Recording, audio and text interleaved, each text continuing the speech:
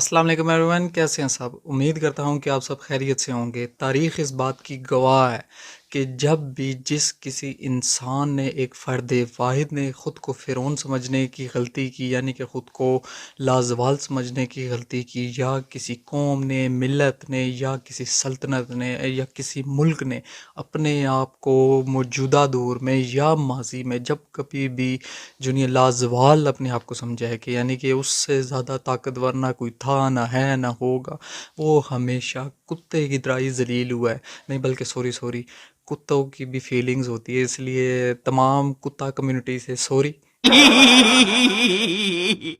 तो फिर सवाल आप ये करेंगे कि अगर कुत्तों की तरह ज़लील नहीं कहा जा सकता तो फिर किसकी तरह ज़लील कहा जा सकता है। तो मैंने एक जो अभी प्रीवियस व्लॉग बनाया है जिसके अंदर मैंने आपको चूंटी और हाथी की जो लड़ाई का बताया, जिसमें आपको भारत का हवाला दिया। उसमें मैंने आपको बताया कि भारत की किस तरह सुबकी हो रही है पूरे इंटरनेशनल मीडिया के ऊपर। तो अब जो आज का व्लॉग है वो यमन और यूएस से रिलेटेड है।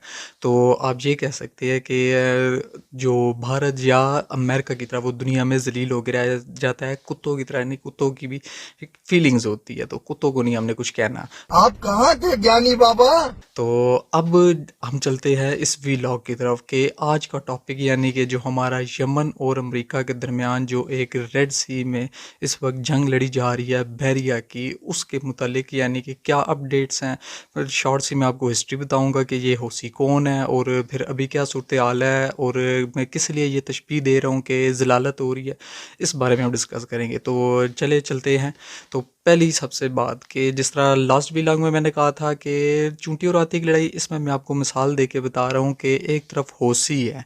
कौन होसी, यानी कि एक आप ये समझ ले कि एक परिंदा है छोटा सा, और एक तरफ देव हेकल दुनिया की सुपर पावर अमेरिका। यानी कि एक जहाज़ आपने देखा है ना, उसका एक पर इतना है कि जिधर हम रह रहे हैं, हमारा गली मोहल्ला, उस पूरी की पूरी गली मोहल्ले से ये एक पर जो जहाज़ का होता है वो बड़ा होता है। इतना एक देव एकल किस्म का जहाज़ होता है, हवाई जहाज़ यानी कि मुसाफिर जहाज़, जो लोगों को, पैसेंजर्स को, कितने कितने सौ पैसेंजर्स को दुनिया के एक कोने से दूसरे कोने तक लेके चला जाता है। और शायद उसको भी लगता होगा कि वो तो नाकाबिले तस्खीर है, लेकिन उसका जब सामना होता है एक परिंदे से, जब परिंदे और उस जहाज़ के आपस में टक्कर होती है, तो जो हाल उस जहाज़ का होता है वही हाल इस वक्त अमेरिका का हो रहा है हौसियों के हाथों। इतनी ज़लालत उठानी पड़ रही है। तो पहले ये हम थोड़ा सा देख लेते हैं कि हौसी है कौन। बेसिकली जो हौसी ग्रुप है ये यमन में 1990 की दहाई में सामने आया था, जब इसने हुकूमत के ख़िलाफ़ लड़ाई लड़ना शुरू की थी, यानी कि उस वक्त की हुकूमत के ख़िलाफ़। तो जब, लेकिन उस वक्त ये ताकत में आ नहीं सके थे। जब आई है अरब बहार हमारी 2012 में, अरब स्प्रिंग जो आई थी, जो मिस्र वगैरह तमाम अरब मुल्कों में फैलती जा रही थी, जो तख्ते उलट रहे थे वहाँ के बादशाहों के, जिनका काफ़ी अरसे से हुक्मरानी थी। तो ये अरब बहार भी जब यमन में आई है 2012 में, तो उसके नतीजे में ये तहरीक जब वहाँ पर शुरू हुई है 2014 में, इन्होंने वहाँ की हुकूमत का तख्ता उलट के हुकूमत के ऊपर इन्होंने अपना जुनिया अथॉरिटी को कर दिया डिक्लेयर कि अब हम यहाँ के यानी कि करता धरता है। तो ये ग्रुप 1990 से शुरू तो हो चुका था अपनी ताकत मनवाना, लेकिन ऑफिशियली कब आया है? 2014 में। उस वक्त की हुकूमत को इसने ओवरथ्रो किया। सऊदीया ने एक इत्तेहाद बनाया और इनके ख़िलाफ़ लड़ाई का ऐलान किया। वो लड़ाई काफ़ी अरसा चलती रही।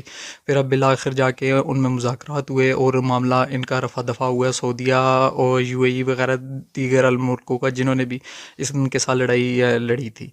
तो ये हौसियों की समझ ले आप तारीख़ थी। तो अब हम थोड़ा सा करंट सिचुएशन को देखते हैं कि अभी तक ये तकरीबन 30 से ज़्यादा इंटरनेशनल वेसल्स के ऊपर, वेसल्स मतलब कि जो शिपमेंट्स वगैरह, जो कश्तियाँ वगैरह उनके समुद्री गुजरगाह से गुजर रही हैं, उनके ऊपर ये हमले कर चुकी है। ताज़ा तरीन में अभी कल इन्होंने बरतानिया की एक ऑयल टैंकर के ऊपर हमला किया। क्यों किया? क्योंकि अमेरिका ने जो एक इत्तेहाद बनाया है कि हमला करने के लिए, वो हम आगे जाके डिटेल में करेंगे। शॉर्ट्स आपको बता रूँ करंट सिनेरियो का। तो बरतानिया और अमेरिका दोनों मिलकर हमला किया है इन्होंने यमन के ऊपर, इसलिए यमन ने बदले में रिटेलिएट करते हुए बरतानिया के ऑयल टैंकर के ऊपर भी हमला किया। और हो सकता है आज की तारीख में शायद वो डूब जाए, क्योंकि डूबने के करीब पहुंचा हुआ, आग लगी हुई है। इतलात के मुताबिक उसके अंदर जेट फ्यूल था जो कि बहुत जल्दी आग पकड़ता है। तो इसके बाद अब तीसरी जो बात थी कि जो ये तहरीक थी, इसको अक़वाम मुत्तहिदा या कोई भी इंटरनेशनल सतह पे इसको कबूल नहीं किया जाता। एक हुकूमत के तौर पे तस्लीम नहीं किया जाता, इसे बागी ग्रुप के नाम से इसको पुकारा जाता है। तो हौसी बागी ग्रुप इनको कहा जाता है, इनको हुकूमत तस्लीम नहीं किया जाता और इनको दहशतगर्दों की फहरिस्त में शामिल किया हुआ था, एक टेररिस्ट ग्रुप डिक्लेयर किया गया था यूएन यानी कि यूनाइटेड नेशन की तरफ से।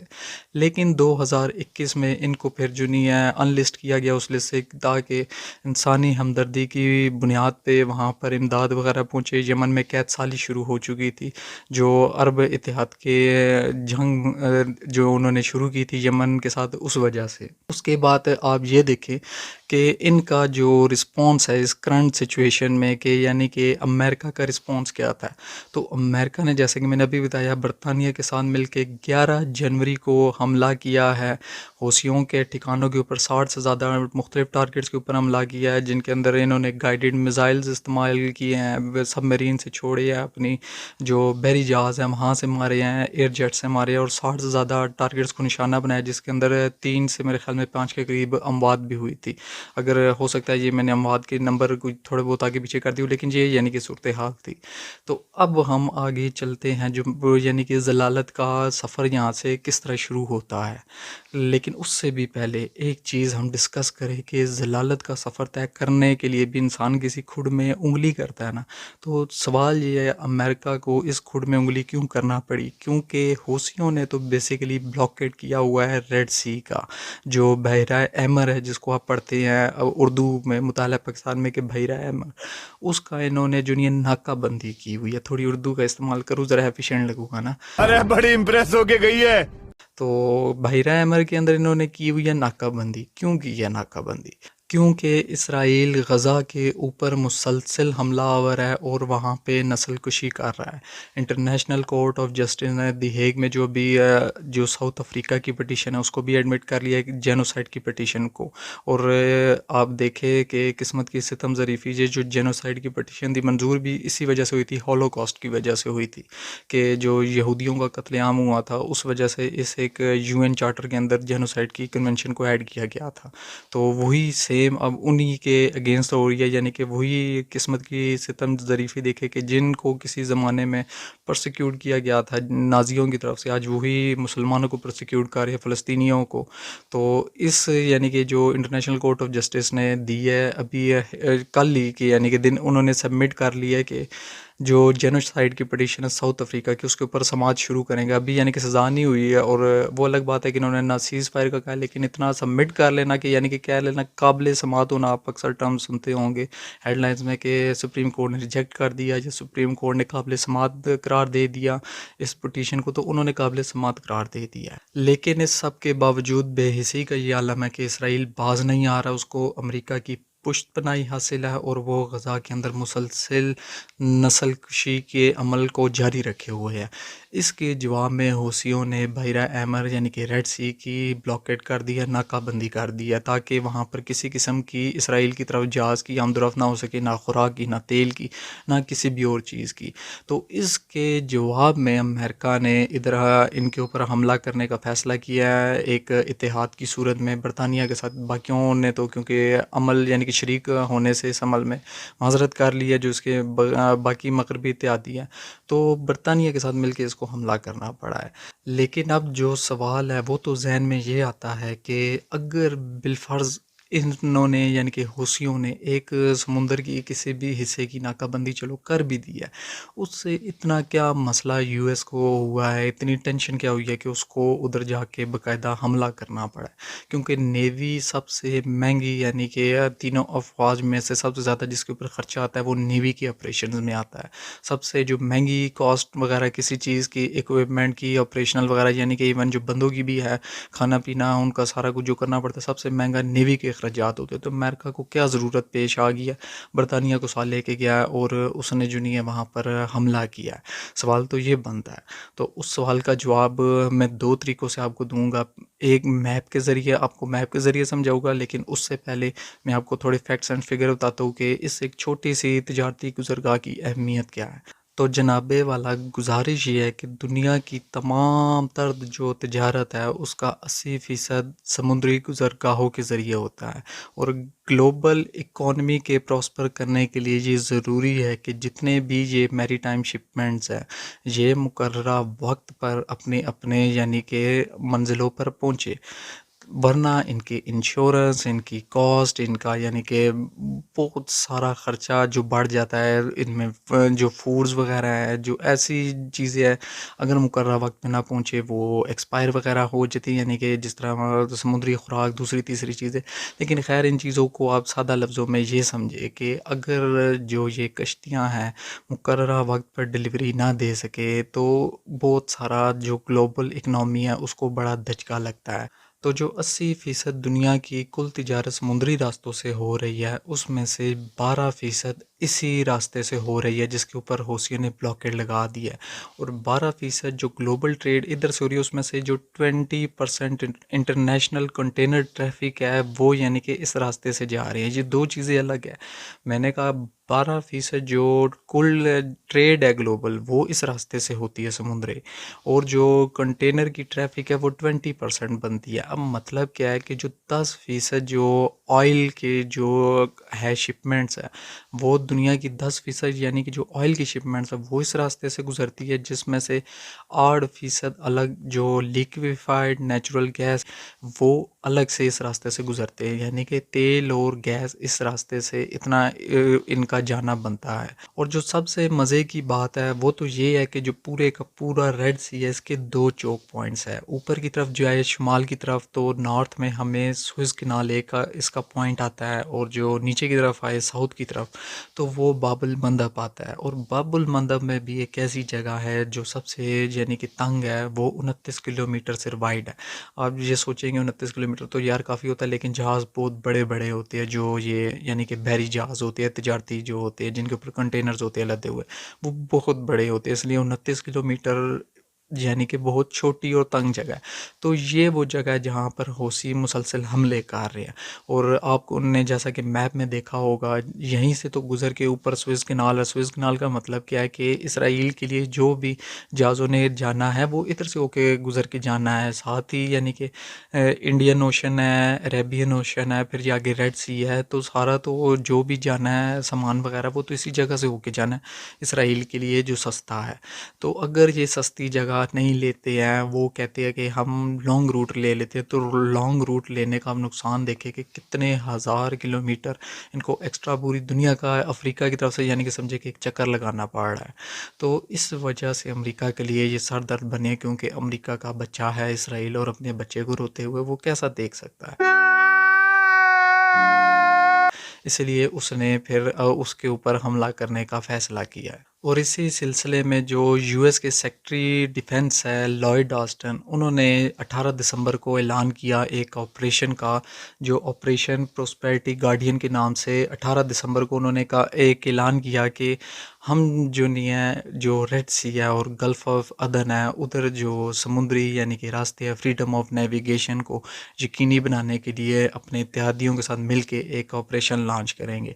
लेकिन यहाँ पर भी अमेरिका के लिए सुबकी का एक जो बाइस बना है वो ये चीज़ है कि इसमें फ्रांस, इटली और स्पेन ने ऑलरेडी इस ऑपरेशन से कहा जी हम तो माजरत करते हैं। जो इजिप्ट है उसने भी कोई नहीं किया, हालांकि स्विस कनाल उसका यानी कि स्विस कनाल का वो 10 अरब डॉलर तक सालाना लेता है। अगर वहाँ से जहाज़ वगैरह नहीं गुजरेंगे, बंद हो जाएंगे, जो कि अभी तकरीबन ज़ीरो हो चुकी हैं, तो आप ये सोचिए कि उसका भी नुकसान है। लेकिन उसने भी इस ऑपरेशन में शिरकत करने से माजरत की। सऊदीया वगैरह मैं आपको पहले बता चुका हूँ कि उन्होंने मुज़ाकरात के ज़रिए अपने मामलात इनके साथ सेटल करने के किए। यूएई वगैरह जितने भी यानी कि बाकी ममालिक है उन्होंने अपने आप को साइड पे कर लिया। और जब फ्रांस, इटली और स्पेन साइड पे कर रहे हैं तो आप ये समझिए कि ये टास्क फोर्स तो बेसिकली रहती नहीं है, मल्टी नेशनल जो उन्होंने कहा था टास्क फोर्स बना रहे हैं हम लॉयड ऑस्टिन है, तो मल्टी नेशनल नाम की तो कुछ नहीं इसमें अब रहा। हाँ बरतानिया क्योंकि उसका बगल बच्चा है दूसरा, तो इसलिए वो उसके साथ साथ आया है।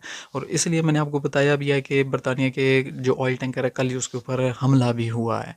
तो यूएस का ये रिस्पॉन्स था। और जब लेकिन इन्होंने आने से इनकार भी करती, इसके बावजूद अमेरिका ने फिर भी, मैंने आपको बिल्कुल शुरू में बताया कि हमला किया है फिर भी हौसियों के ऊपर। लेकिन इसके साथ ही अमेरिका ने अपना एक बड़ी बेड़ा उधर जो नहीं है भेज दिया है, जो डिवाइट आइजनहावर के नाम से जाना जाता है। ये उसने अपना बड़ी बेड़ा रवाना किया है कि जाके इधर यानी कि हूसियों के ख़िलाफ़ ऑपरेशन में जो पार्टिसिपेट यानी कि करेगा बरतानिया के साथ ही।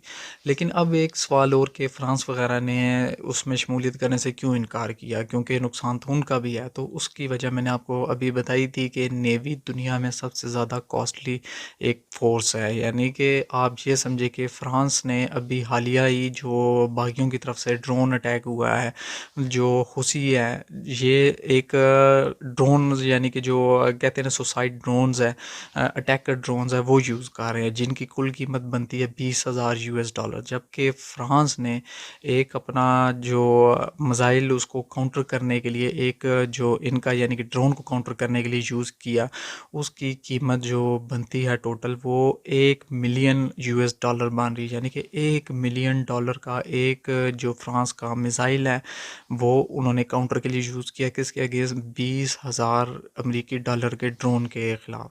तो आप देखें कि इसका मतलब क्या है कि इनका तो भट्टा ही बैठ जाएगा, जिस तरह यूएस का अफ़गानिस्तान में बैठा था कि कितने ट्रिलियंस ऑफ डॉलर लगा के वहाँ निकला है। अपनी मईशत देख ले, उनका दुनिया में सबसे ज़्यादा बड़ा कर्जा किसी के ऊपर चढ़ा हुआ है वो यूएस के ऊपर चढ़ा हुआ है।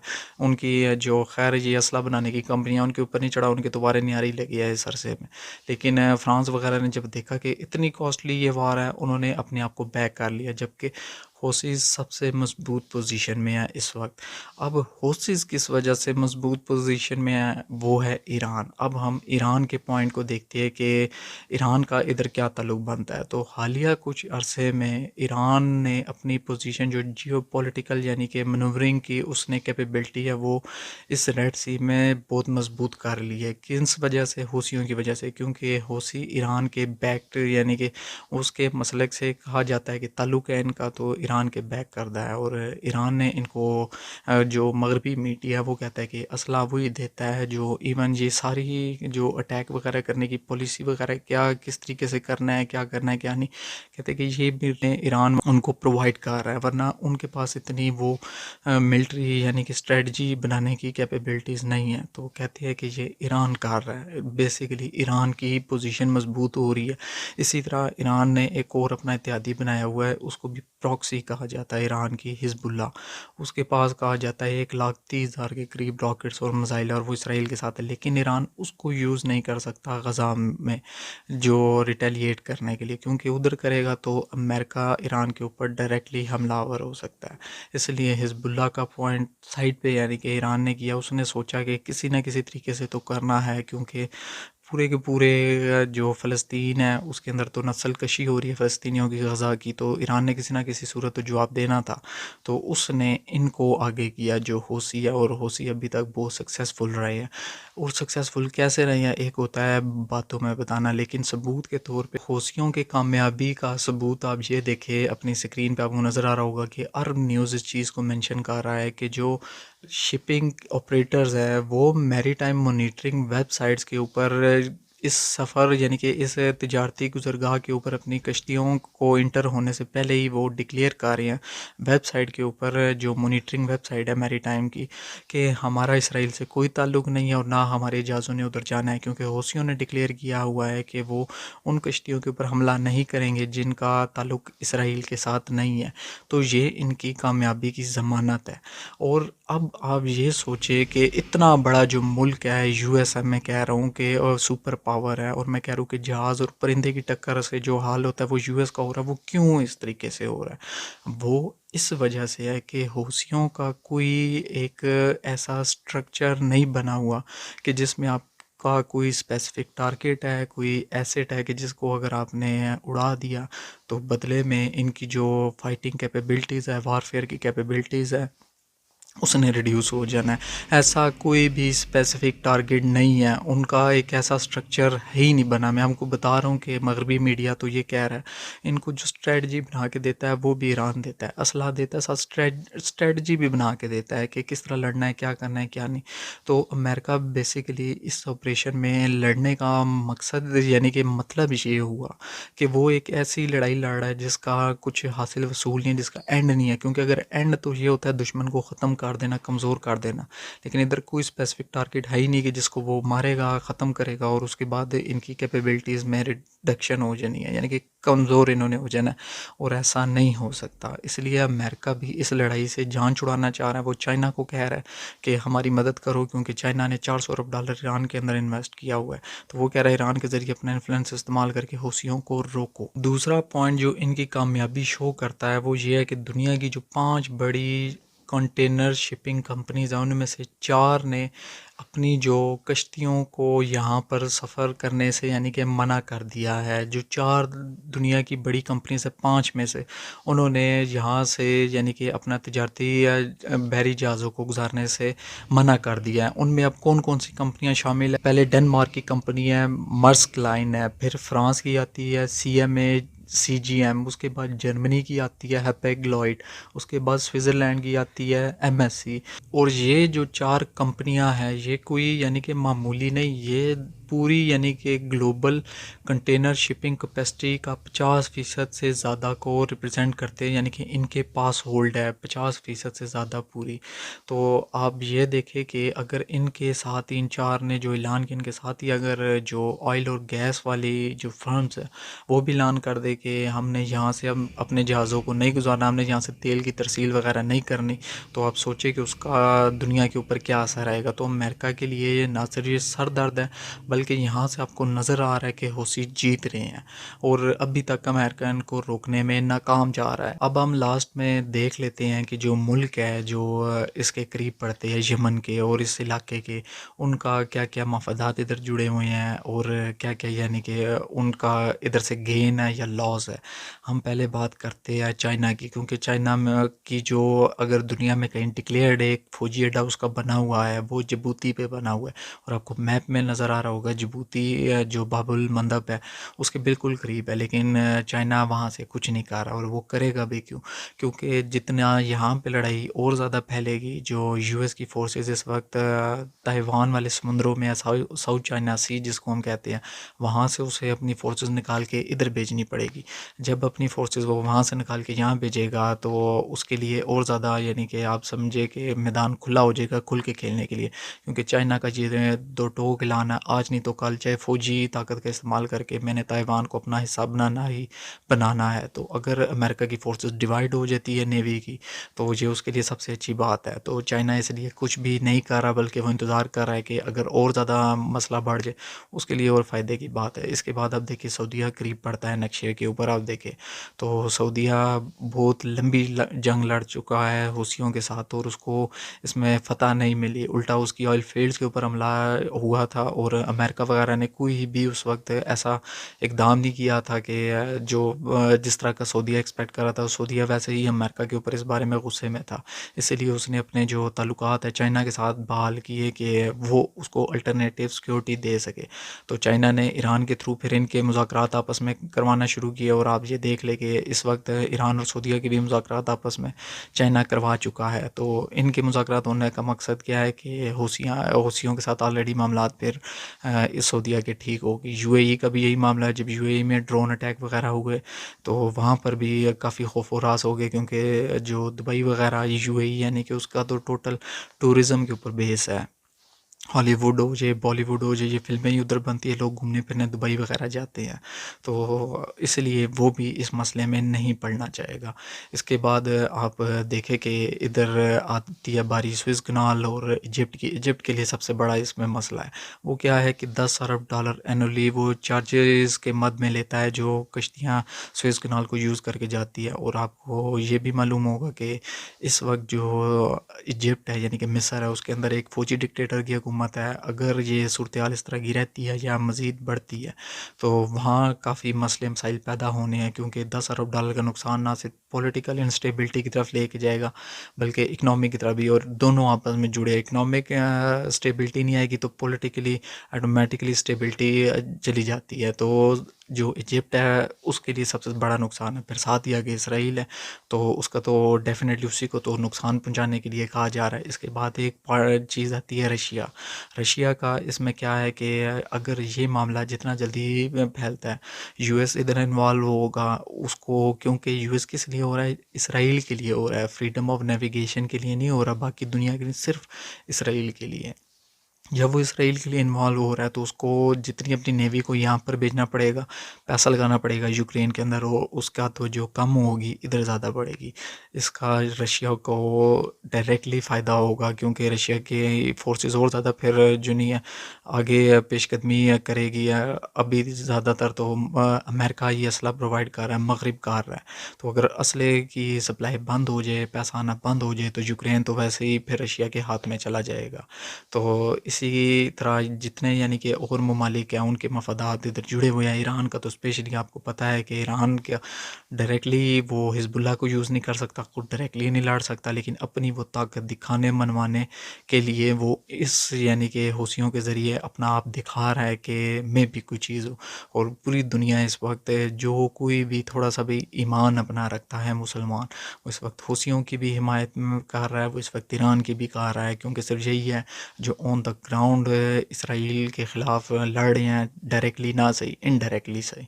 तो इस तरीके से मुख्तलिफ़ ममालिक के मफादात जुड़े हुए हैं, लेकिन उधर ही एक ख़तरा भी बहुत है कि अगर ये इस तरह ट्रेड रूट बंद रहता है तो जो ऑयल की सप्लाई लाइन है वो मुतासिर होगी, उससे डेफिनेटली ऑयल की प्राइसेस दुनिया में बढ़ेगी। और कोविड के बाद अभी जो ग्लोबल इकनॉमी थी उसने रिवाइव करना शुरू किया था, वो भी घाटे में पड़ सकती है।